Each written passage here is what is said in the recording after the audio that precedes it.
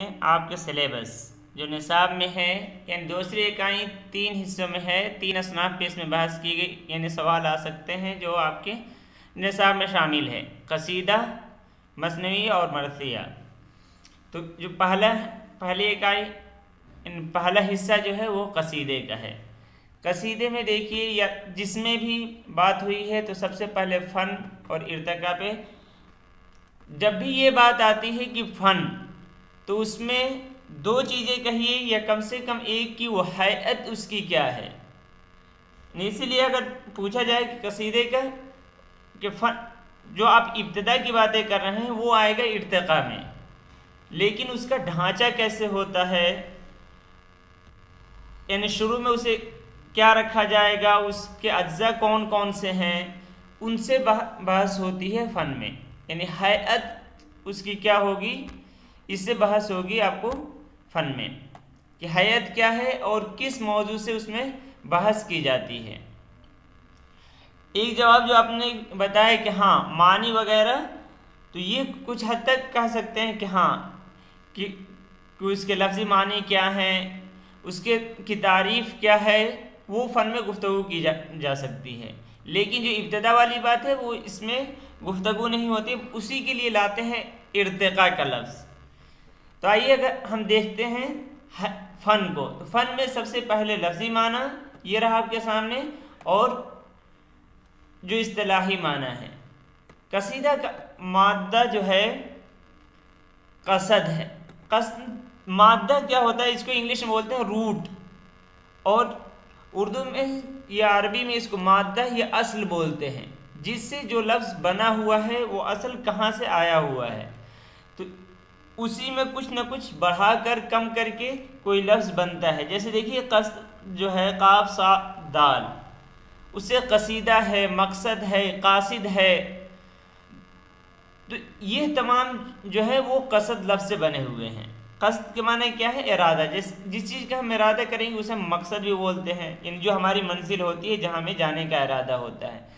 تو اس اعتبار سے قصد کا معنی ارادہ کے بھی ہے، اور قصیدہ کا جو معنی ہے وہ مغز غلیظ، غلیظ کے معنی گاڑھا، مغز معنی ان کا معنی ہوتا ہے کوئی مادہ، تو مغز غلیظ گاڑھا مادہ، ان جیسے بھیجا وغیرہ ہے، دماغ وغیرہ ہے، تو اس کو بھی قصیدہ کے معنی میں لیا جاتا ہے۔ ایسے اصطلاحی معنی اس کا کیا ہو سکتا ہے، اس نظم کو کہتے ہیں جس میں کسی کی مدح یعنی تعریف کی جائے یا کسی کو ہجو یعنی برائی کی جائے، تو وہ نظم، یہاں نظم اپنے اس معنی میں نہیں ہے، بلکہ یہ جو عام معنی لیتے ہیں نثر اور نظم، تو اس معنی میں ہے یہ نظم۔ تو قصیدہ اس نظم کو کہتے ہیں جس میں کسی کی مدح ہو یا ہجو بیان کی گئی ہو۔ اب اس کا کہ حیات پہ جب ہم بات کرتے ہیں تو کہہ رہے ہیں کہ اس میں غزل کی طرح، یعنی جو اس کا ڈھانچہ جو ہوتا ہے وہ غزل سے مشابہ ہوتا ہے، غزل کی طرح مطلع جس کے دونوں مصرے ہم قافیہ و ہم ردیف ہوتے ہیں۔ کیا ہوتے ہیں، بقیہ اشعار کے صرف دوسرے مصرے ہم قافیہ و ہم ردیف ہوتے ہیں۔ تو جیسے غزل میں ہوتا ہے اسی طرح یہاں پہ بھی پہلا مصرع جو ہوتا ہے جسے مطلع کہتے ہیں وہ ہم قافیہ ہم ردیف ہوتا ہے، اور بقیہ اشعار جو ہیں وہ اس کا دوسرا مصرع ہم قافیہ و ہم ردیف ہوتا ہے۔ ردیف ضروری نہیں ہے، ہو بھی سکتی ہے اور نہیں بھی ہو سکتی، لیکن قافیہ کا ہونا ضروری ہے۔ فارسی اور اردو میں قافیہ حرف روی اور اس سے پہلے کی حرکت سے متعین ہوتی ہے۔ حرف روی تو سب جانتے ہیں، ہاں تو حرف روی آپ کو معلوم ہونا چاہیے۔ قافیہ اور ردیف یعنی ایک ہی لفظ کو بار بار لایا جائے اسے کہتے ہیں، اور قافیہ ایک وزن پہ ہو، ایک وزن پہ ہونے کے ساتھ ساتھ کیا ہوتا ہے، اس کا آخری لفظ جو ہوتا ہے، آخری لفظ نہیں آخری حرف، وہ یکساں ہوتا ہے۔ جیسے دیکھیے، جیسے یہ ہے ابن مریم ہوا کرے کوئی، میری مرض کی دوا کرے کوئی، ہوا اور دوا، تو اس میں دیکھیے آخری لفظ الف ہے نا، یہ دونوں میں یکساں ہوتا ہے، اور اس سے پہلے ایک حرکت वैसी ही होनी चाहिए। यानी अगर पहले में जैसे दवा वाव पे ज़बर है, इब्न मरियम हुआ करे कोई, तो दो यहाँ जो कहा जा रहा है कि फ़ारसी और उर्दू में काफिया हरफ रवी और उससे पहले की हरकत से मुतय्यन होता है। जैसे देखिए, अगर एक मिसरे में बुलबुल है तो दूसरे में गुल और तीसरे में सुम्बुल हो सकता है। तो इसमें लाम जो है ये हरफ रवी है, लाम हरफ रवी है, लेकिन कह रहे हैं कि उससे पहले जैसे इसमें पेश है तो इसमें भी पेश है और इसमें भी पेश है। असल अरबी में क्या है कि सिर्फ आखिरी हर्फ जो है वो एक सा होना चाहिए, पहले की हरकत ज़बर ज़ेर पेश भी हो सकता है। यानी अगर एक काफिये के अंदर ज़ेर है तो दूसरे में ज़बर भी हो सकता है और तीसरे में पेश भी हो सकता है। लेकिन फ़ारसी और उर्दू में यह है कि उससे पहले एक ही हरकत होनी चाहिए, यानी हर्फ आखिर में एक हो और उसके से पहले जो हरकत है यानी ज़बर ज़ेर पेश जो है वो एक ही होने चाहिए।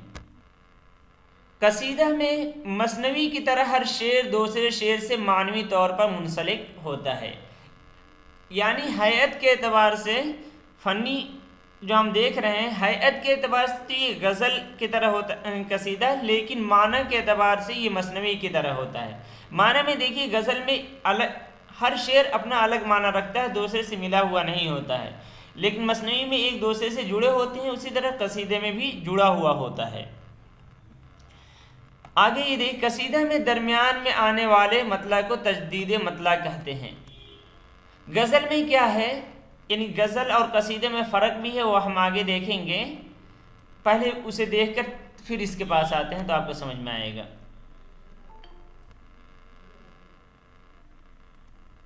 कसीदे का गज़ल से इम्तियाज़ क्या है, ये देखिए। अशार की तादाद, यानी गज़ल में अशार की तादाद कम है और कसीदा में ज़्यादा। मतला की कसरत, गज़ल में क्या है, ज़्यादा से ज़्यादा 2 मतला हो सकते हैं, लेकिन कसीदा में कई मतले आ सकते हैं, इसीलिए अगर 2 हो तो उसे ज़ुल्मतलैन कहते हैं और ज़्यादा हो तो ज़ुल्मताले कहते हैं। तो कसरत हो सकती है अरबी कसीदे में, लेकिन गज़ल में सिर्फ ज़्यादा से ज़्यादा 2 आता है, जिसे हुस्न मतला के नाम से जाना जाता है। उसी तरह मतला और मक़तई का महल, यानी मतला जैसे मुतय्यन है गज़ल में कि पहले ही आएंगे 2 अशार, लेकिन कसीदे में कहीं भी आ सकता है मतला। उसी तरह मक़ता गज़ल में आखिर में ही आता है, लेकिन कसीदे में कहीं आ सकता है। अब जब कहीं आ सकता है तो ये हमें देखना है। देखिए, जब दूसरी जगह जहाँ आता है, कसीदे में दरमियान में जो मतला आता है तो उसे क्या कहते हैं, तजदीद मतला। तजदीद मतला जब कसीदे में आता है, जब दूसरा मतला आता है तो उसको तजदीद मतला यानी मतला को नया करना, ये मुराद होता है। कसीदे का मसनवी से इम्तियाज़, यानी दोनों में फ़र्क क्या है। जो इधर वाला है ये तमाम कसीदे के हैं। कसीदे में अल्फाज अच्छे लाए जाते हैं, आला वारफा लाया जाता है, जबकि मसनवी में सादा ज़ुबान इस्तेमाल किया जाता है। उसी तरह कसीदे में दरबारी शान और जागीरदारी की बात है, जबकि मसनवी में मजहबी रूहानियत या अक़ीदतमंदी की बात होती है। कसीदे में खुशामदी और दरबारी जहन की जला बख्शना यानी अच्छा बनाना, रोशनी देना असल होता है इसे, यानी दरबारी जहन या खुशामदी करने वाली बातें इसमें कही जाती है, जबकि मसनवी में दास्तानी और रूमानी जहन की तस्कीन होती है। आगे देखिए यहाँ से कसीदे के अक़साम, ये तो आप लोगों को मालूम ही है, तमहीदिया और खिताबिया। कसीदे के जो अक़साम हैं उसमें 2 है, तमहीदिया और खिताबिया। कसीदे का मकसद क्या होता है, सामने वाले की तारीफ़ करना या हिजु बयान करना, यानी बुराई बयान करना। तो अगर फ़ौरन ही बराह रास्त आप अगर उसकी तारीफ़ बयान करना शुरू कर देते हैं या फ़ौरन उसकी मज़म्मत करना शुरू कर देते हैं तो इसको बोलते हैं खिताबिया। और उससे पहले अगर हाँ सही जवाब है, किसी ने जवाब दिया कि जिसमें तशबीब हो, उसे तमहीदिया कहते हैं। हाँ, तो शुरू में अगर आप तमहीद बांध रहे यानी उस اپنے اصل مقصد پہ آنے سے پہلے کچھ الگ ذہن بتا رہے ہیں تو اس کو بولیں گے تمہیدیہ۔ اب یہ تمہید جیسی ہوگی اسی اعتبار سے اس کی قسمیں بن جاتی ہے، یعنی اگر موسم بہار کا ذکر ہے تو اسے بہاریہ بولیں گے، اگر عشق و عاشقی کی باتیں کی گئی ہے تو عشقیہ بولیں گے، اور اگر وعظ و نصیحت ہو تو واعظیہ کہیں گے۔ تو اس اعتبار سے پھر الگ الگ قسمیں آ جاتی ہیں۔ تو یہ جو بہاریہ، عشقیہ، واعظیہ وغیرہ جتنی قسمیں آتی ہیں یہ تمہیدیہ قصیدے کی ہوتی ہیں، ورنہ دو ہی قسمیں اصل قصیدے کی۔ اجزاء قصیدہ، ان قصیدے کے اجزاء ترکیبی کہیں 5 بھی لکھا ہوا ہے اور کہیں 4 بھی لکھا ہوا ہے۔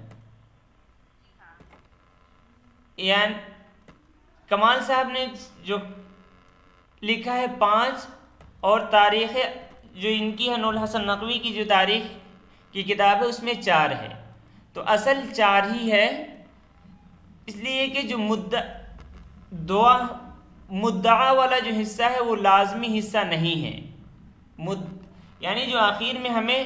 دعویٰ کرنا ہے، ان جو اپنی یہ بات رکھتا ہے، جو قصیدہ گوہ جو شاعر ہوتا ہے وہ تعریف کرنے کے بعد وہ اپنے مطالبے رکھتا ہے، مدعا یا عرض بولتے ہیں یا طلب بولتے ہیں یا عرض مطلب بولتے ہیں، تو یہ لازمی نہیں ہے۔ ایسے تو اس کے جز میں اصل صرف مدح ہی لازم ہے، اس کے علاوہ کوئی بھی لازم نہیں ہے، اس لیے کہ جب خطابیہ ہوگا تو فوراً آپ شروع کر دیں گے مدح، اور اس کے بعد آخر میں دعا ہے، لیکن جو مدعا اور والے ہے یہ بالکل بھی لازمی نہیں ہے، یعنی خطابیہ بھی کر سکتے ہیں، لیکن قصیدہ بنانے کے لیے جب تک تشبیب اور گریز نہیں آتا ہے ایک اچھا قصیدہ تیار نہیں ہوتا ہے، لیکن مدعا جو ہے اس کا ہونا ضروری نہیں ہے، تو اس لیے 4 ہی ہے، اور کبھی کبھی مدعا اور دعا کو ایک مان لیتے ہیں، تو اس اعتبار سے بھی یہ 4 قسمیں آتی ہیں۔ تشبیب جانتے ہیں، شباب کے معنی معلوم ہے، اصل تو تشبیب کس سے شباب سے ہے تو جوانی کے معنی میں ہے، یعنی جوانی کو ابھارنے والے باتیں کرنا اور عشقیاں باتیں کرنا، لیکن اس کے معنی تشبیب اور نصیب کے معنی یہ بھی بیان کیا گیا ہے کہ عورتوں سے باتیں کرنا، اور مطلع سے تو جانتے ہیں مطلع طلوع ہونے کی جگہ، نکلنے کی جگہ، تو اس اعتبار سے قصیدہ یہاں سے نکلتا ہے تو اس لیے اس کو مطلع بھی کہتے ہیں۔ تو عام طور پہ تشبیب اور نصیب، تشبیب آپ لوگوں کو معلوم ہے اور نصیب بھی جانتے ہوں گے، لیکن مطلع نہیں معلوم ہوگا تو اسے مطلع بھی کہتے ہیں۔ تو یہ اس کے علاوہ گریز جانتے ہی ہیں کہ وہ اشعار جن سے ہم تشبیب سے مدح کی طرف جاتے ہیں، گریز کے معنی ایک جگہ سے دوسری جگہ کی طرف مڑنا، مدح معلوم ہی ہے، اس پہ زیادہ بات کرنے یعنی تعریف کرنا، اور یہی جب ہجویہ ہوتا ہے تو یہ مدح کے بجائے مذمت یا ذم جسے کہتے ہیں برائی بیان کرنا۔ مدعا مطلب عرض یا عرض طلب یہ تمام کے معنی ہے کہ اپنی جو خواہش اصل قصیدہ گو شاعر چاہتا ہے کہ ہمیں شاعر دے، اس کا دعویٰ اس میں کرتا ہے، اور آخر میں جب اگر دے دیتا ہے جو یہ چاہتا ہے تو دعا دیتا ہے، اور اگر نہیں تو ایسے اردو شعراء میں تو کم ہے لیکن عربی شعراء میں اکثر بددعا دیے ہوئے ہیں، جس متنبی وغیرہ نے بہت ساری بددعائیں دی ہیں اگر اس کے کا مدعا پورا نہیں کرتا تھا بادشاہ۔ تو اب یہاں سے ارتقاء تھا کہ قصیدے کی کہ ہمیں بات کرنی تھی فن اور ارتقاء سے، تو ارتقاء میں بات ہوتی ہے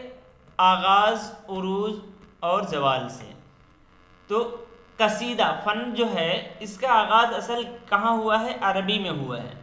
عربی میں اس کا آغاز ہوا ہے صنف کا، پھر وہ وہاں سے فارسی والوں نے لیا ہے، اور فارسی والوں سے ان کے پورے ڈھانچے کے ساتھ ہم اردو والوں نے قبول کیا ہے۔ تو وہی فارسی نے صنف قصیدہ عربی سے لیا، اور اردو نے اسے تمام لوازم ظاہری اور باطنی کے ساتھ فارسی سے اخذ کیا ہے۔ اب یہ بات آتی ہے کہ کا آغاز اردو میں کب ہوا؟ تو اس صنف کا آغاز بھی دکن میں ہوا ہے۔ بات یہی ہے کہ اس وقت یعنی جس وقت اردو پیدا ہو رہی تھی، جو اس کا بچپنا تھا، تو اس وقت جو بادشاہت تھی وہ یہی تھی۔ یہاں پہ یعنی جو بہمنی دور شروع ہوا تھا اور ادھر بار بار حملے کی وجہ سے دہلی اجڑ چکا تھا اور ادھر حکومتیں قائم تھی، تو شعراء جو اردو پہ کام ہوا ہے، اسی لیے دکن کا نام پہلے آتا ہے کہ دکن میں اردو، حالانکہ وہیں سے یہاں آنے کی وجہ سے تغلق نے جب یہاں اپنی سلطنت منتقل کیا، اس کے بعد ہی بہمنی دور کی بنیاد پڑی ہے، اور وہیں سے ان بہمنی دور میں بھی قصیدے کا قصائد پائے گئے ہیں، اگرچہ جیسے وساحت میں مشتاق، لطفی، شیخ آزردی وغیرہ نے قصیدے کہے ہیں، لیکن ان کے قصیدے ملتے نہیں ہیں، اس لیے عام طور پہ یعنی جن کے قصائد ملے ہیں وہ قطب شاہی دور کے قلی قطب شاہ ہیں، ان کی کلیات میں قصائد ملتے ہیں۔ تو ایسے تو بنیاد بہمنی دور میں ہی پڑ گئی تھی، لیکن بہمنی دور کے نتیجے میں جو 5 سلطنتیں آئی ہیں، قطب شاہی، عادل شاہی، نظام شاہی، اعتماد شاہی اور بیدر شاہی، تو یہاں پہ اردو میں کام ہوا ہے اور قطب شاہی میں زیادہ کام ہوا ہے، سب آپ جانتے ہی ہیں، تو یہاں پہ ہی قصیدہ کا نمونہ ملتا ہے۔ اس کے علاوہ دیکھیے قلی قطب شاہ کی کلیات میں معلوم ہوا کہ 12 قصیدے جن میں 6 نامکمل ہیں۔ اس کے علاوہ غواصی کی مطبوعہ جو کلیات ہیں اس میں 21 ہیں، حالانکہ جو کلمی کلیات ہیں اس میں 35 قصائد کا ذکر ہے۔ غواصی کے بارے میں یہ جملہ ہے کہ زور صاحب نے اسے یعنی غواصی کو دکن کا سب سے بڑا قصیدہ گو مانا ہے۔ اس کے علاوہ ابراہیم عادل شاہ ثانی کے بھی قصیدے ہیں لیکن دستیاب نہیں ہیں، یعنی انہوں نے بھی کہیں ہیں قصائد کہیں ہیں، لیکن ان کے قصائد ملے نہیں ہیں۔ عادل شاہ کی حکومت کے 8واں فرما روا جو ہے عادل شاہی کی کلیات میں 6 قصائد ملتے ہیں۔ تو یہ ابھی دکن کی ہی بات چل رہی ہے۔ اس کے علاوہ نصرتی کے کل 9 قصیدے ہیں، 7 علی نامہ میں ہے اور 2 جو قصیدہ ہے وہ علی نامہ اور گلشن عشق کے عنوانات سے جمع کر کے، تو اس طرح 9 قصیدے نصرتی کے ہیں۔ رہا جہاں تک مسئلہ شمالی ہند کا، تو ادھر قصیدے وغیرہ کی طرف بھی ولی کے کلام کے آنے کے بعد ہی ہوا ہے، اور اس میں جعفر زٹلی اور حاتم کے ہاں قصائد ملتے ہیں، لیکن دیکھیے یہاں بھی تعریف کے قصائد، اس لیے کہ اس وقت جو دہلی کی حالت تھی وہاں پہ کوئی بادشاہ، قصائد کہنے کے لیے ضروری ہے کہ بادشاہ ہو جس کی تعریف کی جائے، تو نہیں تھے، تو یہ قصائد بھی جو لکھے گئے ہیں شہر آشوب کی شکل میں لکھے گئے ہیں، یعنی دہلی کی تعریف کرتے ہوئے اور اس کے اجڑنے کی بات ان قصائد میں کہی گئی ہے۔ ان کے بعد جو قصائد پائے جاتے ہیں وہ شاکر ناجی کے دیوان میں کل 6 قصائد ہیں اور ایک ناقص قصیدہ بھی ہے۔ شمالی ہند میں جو اس کا عروج رہا ہے وہ سودا کے زمانے میں رہا ہے۔ اس کے علاوہ بھی قصائد جیسے مصحفی کے قصائد ہیں اور ذوق، مومن، انہوں نے بھی قصائد کہے ہیں۔ پھر رہا مسئلہ آخر میں اس کی زوال کیا ہے، تو زوال کہ یہی ہے کہ نواب ختم ہوئے اور بادشاہ ختم ہوئے، تو پھر تعریف کن کی جائے، جب وہی نہیں رہے تو اس صنف کا زوال بھی ہو جاتا ہے۔ تو اس طرح آپ کو معلوم ہوا کہ آغاز کہاں سے ہے، عرب سے ہے، پھر فارسی کے ذریعے سے یہاں پہ اردو میں آیا، اور اردو میں بھی دکن کے بعد جب شمالی ہند میں جعفر جیٹلی وغیرہ نے کہا، اور اس کا عروج سودا کے زمانے میں رہا ہے، اور جب لکھنؤ پہنچے تو وہاں مصحفی وغیرہ نے بھی قصائد کہے ہیں، اور اس کے بعد یہ جب بادشاہوں کی حکومت ختم ہوئی اور نواب ختم ہوئے تو یہ زوال پذیر ہو گئی۔